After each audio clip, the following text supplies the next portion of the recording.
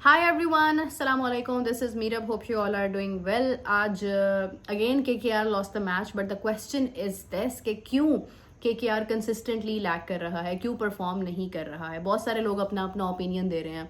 हम लोग अभी प्रोग्राम कर रहे थे MM स्पोर्ट्स के ऊपर, तो वहाँ पर भी बहुत सारे जो ऑडियंस है वो अपना अपना ओपिनियन दे रही थी कि ये रीज़न हो सकती है, ये हो सकती है. कुछ लोग कैप्टनसी को ब्लेम कर रहे हैं.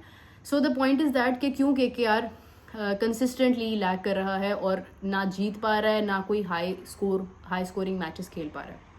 सबसे पहले तो ये कि आपने देखा होगा कि IPL के अंदर इस वक्त हर टीम, तकरीबन हर टीम जो पहले हार भी रही थी वो भी 200 से ऊपर गई है.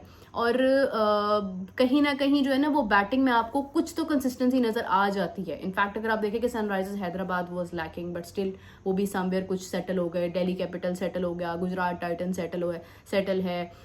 फिर उसके बाद आप देखें लखनऊ सुपर जायंट्स है, कोई बहुत एक्स्ट्रॉर्डनरी टीम नहीं है, बट स्टिल वो भी अच्छा जाता रहा. But why only KKR? अच्छा, अब इसके ऊपर तो 3-4 चीज़ें ज़रा हम लोग थोड़ा सा डिटेल में बात करते हैं. एक ये है कि पिचेस की तो कोई दिक्कत नहीं है, क्योंकि जो कंडीशंस दी गई हैं वो इतनी बैटिंग फ्रेंडली है कि आप खुलकर उस पर खेल सकते हो. अगर आपके 220-230 रन भी बन रहे हैं तो वो भी चेज़ हो रहे हैं, ठीक है. और ऐसा भी हो रहा है कि चेज़ नहीं भी हो रहे. जैसे अभी RCB का मैच था, RCB ने लाइक 250 के अराउंड रन बनाए थे, तो वो चेज़ नहीं हुए थे. तो ऐसा है कि कुछ मैचेस में ऐसा हो रहा है कि 200 से ऊपर रन्स भी चेज हो रहे हैं. अब KKR का सीन बिल्कुल डिफरेंट है कि एक तो वो 200 से नीचे के ही रन्स बना पा रहे हैं. अगर उन्होंने एक मैच में 200 बना भी लिया था तो वो भी चेज करवा लिया था. अब बात ये है कि क्या वहां पर जो बेस्ट ओवरसीज प्लेयर्स हैं, Cameron Green is a good batter and the expensive player of IPL, the most expensive one, उससे भी रन्स नहीं आ रहे थे. आज के मैच में रन्स आए हैं, बट उस पर भी हम आगे बात करते हैं. फिर ये है कि सुनील नारायण है, वो भी कुछ नहीं कर पा रहा. तो उनके इंटरनेशनल प्लेयर्स भी बैटिंग में लैग कर रहे हैं. अब दूसरी तरफ अगर आप देखते हैं तो उनके जो लोकल प्लेयर्स हैं वो भी लैग कर रहे हैं. बैटिंग किसी की तरफ से कोई कॉम्बिनेशन ही नहीं बन रहा, कोई पार्टनरशिप नहीं डेवलप हो रही है कि कुछ एटलीस्ट इनपुट बैटिंग की तरफ से आ जाए तो उनके कुछ अच्छे रन्स बन रहे हैं. फिर इसका एक बहुत बड़ा इशू ये है कि अब जब किसी जगह पर या तो हो ना कि मेन प्लेयर्स हैं वो स्कोर नहीं कर पा रहे, अच्छी फॉर्म में नहीं है, बट जो इंटरनेशनल प्लेयर्स हैं वो तो उसको यूटिलाइज कर सकते हैं, वो भी नहीं कर पा रहे. तो उसकी रीज़न ये होती है कि जब आपकी टीम कॉम्बिनेशन आपका सब शफल कर रहा होता है, आप एक नंबर है किसी का, आप कभी उसको ऊपर लेके आ रहे हो, कभी नीचे लेकर आ रहे हो. सुनील नारायण को आप ऊपर ला रहे हो, कभी नीचे लेकर आ रहे हो. तो आप बेसिकली एक टीम के साथ जा नहीं पा रहे हो. उसकी रीज़न ये है कि आप मेंटली कोलैप्स कर रहे हो, बिकॉज आप इतने ज़्यादा अपसेट हो गए हो कि आप एक भी मैच नहीं जीत पा रहे हो और आप बिल्कुल ही इस मैच के अंदर नीचे आते जा रहे हो. हत्ता कि आप इतने नीचे आ रहे हो कि आपकी वजह से मैच की व्यूअरशिप भी लो होती जा रही है. Calcutta fans are really angry on that कि उन्हें पता है कि यार जीतना तो है नहीं, तो जाने दो. जैसे ही उन्हें पता लगता है यार, वो सारी व्यूअरशिप आपकी ख़त्म हो जाती है और उसका इम्पैक्ट अच्छा खासा पड़ता है. So this is one of the reason कि मेंटली जो है ना वो आप डिसीजन नहीं ले पा रहे हो. अब बात करते हैं रेहाने के बारे में. रेहाने को डिलीवर करना चाहिए, बहुत एक्स्ट्रॉर्डनरी करना चाहिए, थोड़ा सीनियर होकर उसको सोचना चाहिए और थोड़ा ईजी होकर, लाइक आप समझ लें कि समझदारी के साथ डिसीजन लेना चाहिए, ताकि एटलीस्ट बिल्कुल ये ना हो कि आप बिल्कुल ही लो रहे हो पूरा टूर्नामेंट, पूरा सीजन. यहाँ पे आपको थोड़ा सा समझदारी के साथ डिसीजन लेना, जो कि वो नहीं ले पा रहा है. अब इसमें KKR की मिस्टेक कहाँ पर है, हम ये बात करेंगे कि KKR की मैनेजमेंट की तरफ से कहाँ मिस्टेक हुई है. अगर आप स्टार्ट में जाकर देखते हैं 2024, आपको पता है कि जीता था KKR. दो बड़ी चीज़ें थी. श्रेयस अय्यर को KKR ने जाने दिया. On the other hand Gautam गंभीर की अगर आप बात करते हैं तो उनका वो कोच था उस वक्त. गौतम गंभीर के जाने के बाद अभी इन्होंने रिसेंटली, अच्छा फिर एक अच्छा प्लेयर था इनके पास, आंद्रे रसल, वो इस बार पहली बात तो ये कि उसको रिलीज़ कर दिया. दूसरी बात यह है कि उसको असिस्टेंट कोच रख लिया. अब एक बंदा है, वो आपके पास एक अच्छी ऑप्शन, एज एन अच्छी ऑप्शन ऐड हो सकता था, आपने उसको नहीं किया, आपने उसको कोच बनाकर रख दिया, जबकि आपको उसकी ज़रूरत तो टीम में थी. अच्छा, फिर ये है कि आपको समझ आ गया, आपने सोचा कि नहीं यार बैटिंग हमारी मैनेज हो जाएगी, हमारे पास जो है वो कैमरॉन ग्रीन भी है, हमारे पास अच्छे बैटर्स हैं, हम लोग बैटिंग तो अपनी मैनेज कर लेंगे कहीं ना कहीं. बट ये है कि आप ये भूल गए कि आपके पास कोई तो इम्पैक्ट प्लेयर होना चाहिए था ना, आपके पास ऑप्शन है इस बात की कि आप इम्पैक्ट प्लेयर रख सकते हो, आपने नहीं किया. अच्छा, फिर उसके बाद आ जाती है बात अब बॉलिंग की. बॉलिंग में KKR की बैड लक हुई है. उनके एक बहुत तगड़ा प्लेयर हर्षित राणा, जो कि आप देखें कि अगर आप गौतम गंभीर का माइंडसेट देखते हैं तो वो हर्षित राणा को बड़ा रेट करते हैं, और इसमें कोई दूसरी राय भी नहीं है कि Harshit Rana was the most important player in KKR.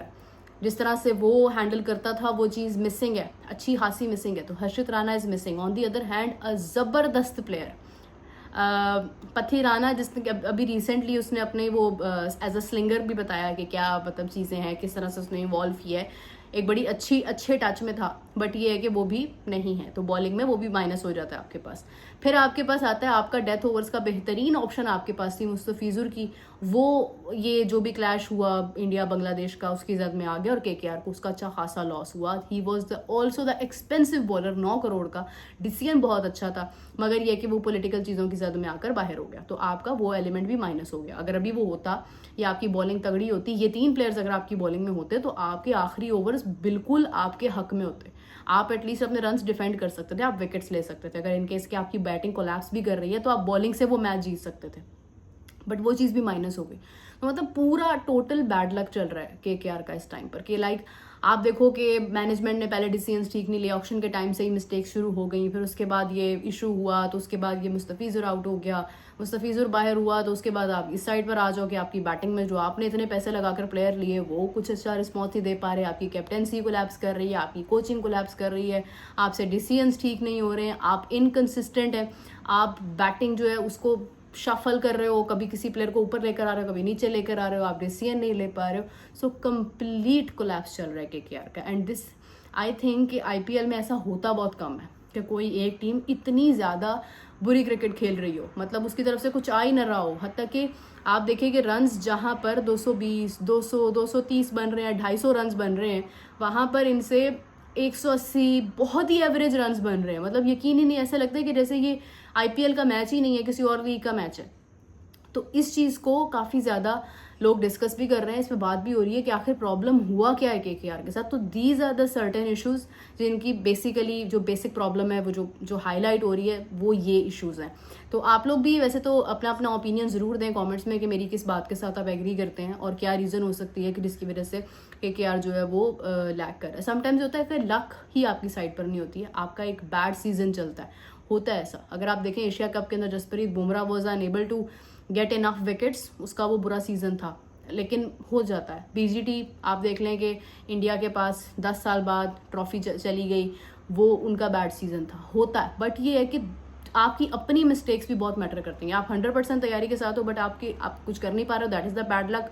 But आपकी अपनी भी तैयारी वीक है, आपके अपनी भी डिसीजंस कमज़ोर हैं, तो फिर उसके बाद तो ऑब्वियसली आप हारोगे ही और जीतने का तो कोई चांस नहीं हो सकता।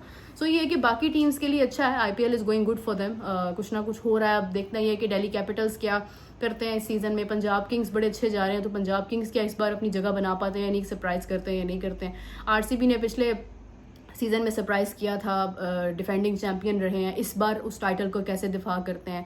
Rajasthan Royals is going really good, वो किस तरह से आता है। और गुजरात टाइटंस में शुभमन गिल की जो आज की परफॉर्मेंस है वो बहुत एक्स्ट्राऑर्डिनरी आई है। हर टीम थोड़ा थोड़ा हिस्सा डाल रही है, लेकिन समवेयर चेन्नई का भी मसला ऑलमोस्ट सेम है। मुंबई इंडियंस को तो वैसे ही कोई मतलब कह लें कि उनके साथ भी कोई ना किसी ने कोई कबूतर कोई ऐसी चीज़ जो है ना वो बांध रखी है कि जिसकी वजह से वो भी बिल्कुल नहीं आ पा रहे हैं उस चीज़ के अंदर, वीक होते जा रहे हैं। उस पर भी हम लोग तफसीलन किसी दिन बात करेंगे, अगर उनका अगला मैच होता है और उसमें भी वो नहीं अच्छा कर पाते तो फिर हम उस पर भी बात करेंगे। But this was the opinion of mine after discussing the issues of KKR.